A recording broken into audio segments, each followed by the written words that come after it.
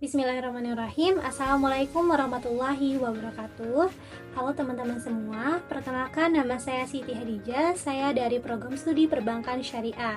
Pada kesempatan kali ini, saya akan memaparkan hasil analisis saya terhadap audit laporan keuangan pada produk pembiayaan murabaha. Sebelum masuk ke dalam analisis lebih mendalam, saya akan mengawali dengan gambaran umum terlebih dahulu. Perlu kita ketahui bahwa pembiayaan murabaha itu merupakan salah satu produk pembiayaan yang paling banyak digunakan di bank syariah. Mengapa demikian? Karena prosesnya sederhana. Namun di balik kesederhanaan tersebut ada yang namanya tanggung jawab dari bank untuk memastikan bahwa setiap langkah tetap patuh terhadap syariah, mulai dari pembelian barang, penetapan margin, hingga pencatatan akuntansinya. Inilah mengapa audit itu sangat diperlukan. Selanjutnya, tujuan dari audit. Audit pada pembiayaan murabaha itu memiliki beberapa tujuan penting. Yang pertama, untuk menilai kewajaran penyajian laporan keuangan. Auditor akan melihat nih, apakah piutang murabaha, margin, cadangan kerugian sudah dicatat dengan ketentuan yang sudah sesuai. Yang kedua, memastikan kepatuhan PSAK dan fatwa DSN MUI. Yang ketiga, menilai efektivitas pengendalian internal. Ini penting untuk mencegah kesalahan, fraud, ataupun penyimpangan pada proses pembiayaan. Dan keempat, mengidentifikasi risiko-risiko yang mungkin muncul seperti risiko gagal bayar atau risiko kepatuhan syariah. Selanjutnya adalah konsep audit di bank syariah. Audit bank syariah itu memiliki perbedaan besar jika dibandingkan dengan audit bank konvensional. Kalau di bank konvensional, auditor itu akan fokus pada angka dan kepatuhan regulasi. Maka di bank syariah itu sendiri juga melihat adanya pelanggaran terhadap syariah.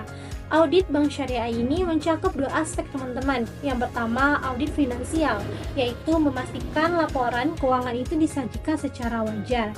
Yang kedua, audit kepatuhan syariah yang memastikan tidak adanya riba, gahar, maisir, ataupun transaksi haram lainnya. Jika auditor di bank syariah bukan hanya memastikan laporan keuangan, tetapi juga akan menelaah akad, prosedur pembiayaan, dan memastikan aktivitas sesuai dengan standar syariah.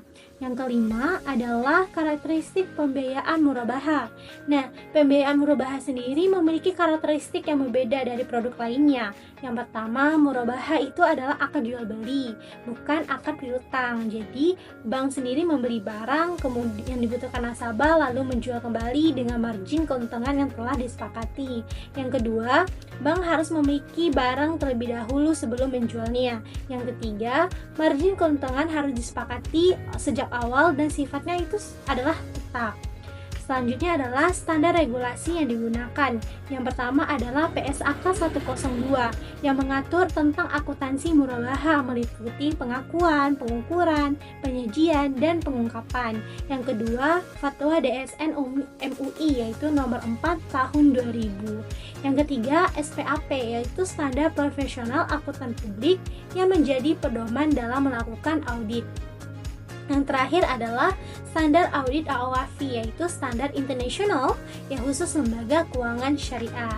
Kemudian ada yang namanya catatan atas laporan keuangan. Nah, di dalam catatan pembiayaan sendiri harus dijelaskan secara terperinci, misalnya piutang, margin murabaha, kualitas pembiayaan, cadangan kerugian, sampai risiko yang akan melekat. Nah, auditor ini akan melihat apakah bank itu sudah mengungkapkan informasi yang sesuai, lengkap, dengan ketentuannya adalah analisis laporan keuangan. Pada laporan keuangan atau neraca, auditor akan memeriksa piutang murabaha, apakah sudah dikurangi cadangannya sesuai dengan ketentuan. Pada laporan laba rugi, auditor akan melihat pendapatan margin murabaha, apakah sudah diakui berdasarkan metode proporsional sesuai dengan jangka waktu yang ditentukan.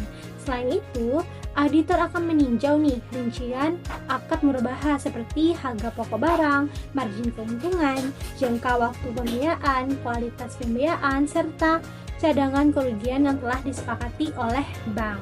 Kemudian ada yang namanya peran DPS dan auditor. Nah, peran dari DPS sendiri yaitu adalah DPS bertugas memastikan bahwa seluruh aktivitas bank berjalan sesuai dengan syariah.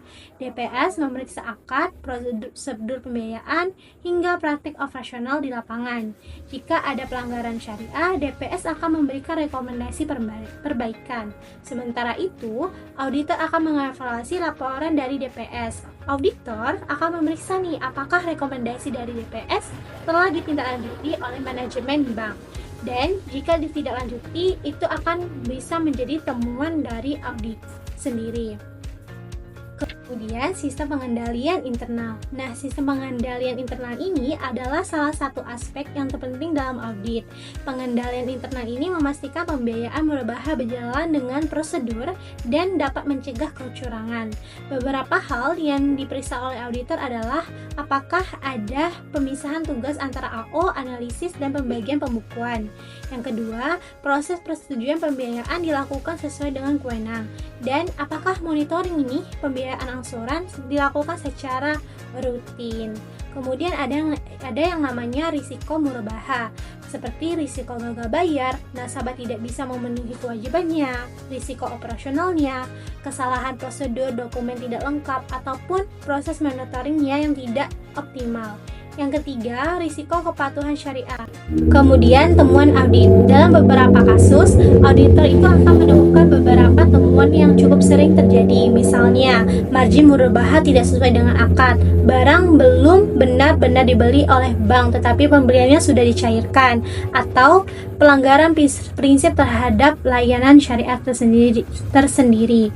Nah, penyajian dalam laporan keuangan. Pada bagian penyajian laporan keuangan, hasil dari audit ini menunjukkan bahwa piutang murabaha tidak disajikan dengan wajar. Nah, piutang ini disajikan sebesar nilai bersih setelah dikurangi cadangan kerugian pembiayaan. Nah, pendapatan margin murabaha ini juga diakui secara proporsional. Informasi terkait akad, margin, risiko, dan kualitas pembiayaan ini juga telah dijelaskan secara mendalam dalam CARD. Nah, kemudian ada yang namanya kepatuhan syariah. Dari sisi kepatuhan syariah, auditor tentu menyimpulkan pembiayaan murabaha telah dilakukan sesuai dengan fatwa DSM UI. Ini menunjukkan bahwa secara syariah, pelaksanaan akad murabaha sudah sesuai dengan prinsip jual beli dalam Islam. Kemudian evaluasi pengendalian internal. Walaupun pengendalian internal ini secara umum sudah berjalan dengan baik, auditor masih menemukan beberapa kelemahan seperti dokumentasi monitoring pasca pencairan belum lengkap. Yang kedua, evaluasi kemampuan bayar nasabah belum diakui secara berkala. Meskipun kelemahan ini tidak secara material, manajemen bank tetap diminta meningkatkan kualitas dokumentasi untuk mencegah risiko di masa depan. Pengendalian internal pembiayaan murabaha. DPS berperan memastikan akad murabaha sesuai dengan syariah. Proses pembiayaan tidak menyimpang, memberikan rekomendasi perbaikan, akad piutang dicatat sebesar nilai bersih, proses pembiayaan tidak menyimpang, dan memberikan rekomendasi perbaikan. Nah, auditor sendiri mengevaluasi laporan DPS, tindak lanjut temuan syariah. Bank juga harus memiliki kebijakan mitigasi risiko, dan auditor menilai penerapan terhadap risiko terhadap audit internal. Sebagai kesimpulan dari analisis audit ini, pembiayaan murabaha telah disajikan secara wajar sesuai dengan PSAK 102 dan ketentuan syariah. Dari sisi kepatuhan syariah, bank telah menjalankan akad murabaha dengan benar. Sistem pengendalian internal ini secara umum sudah sangat efektif, meskipun perlu beberapa perbaikan utama dalam dokumen monitoring. Dengan presentasi yang dapat saya sampaikan, terima kasih atas perhatiannya. Kurang lebihnya mohon maaf. Wassalamualaikum warahmatullahi wabarakatuh.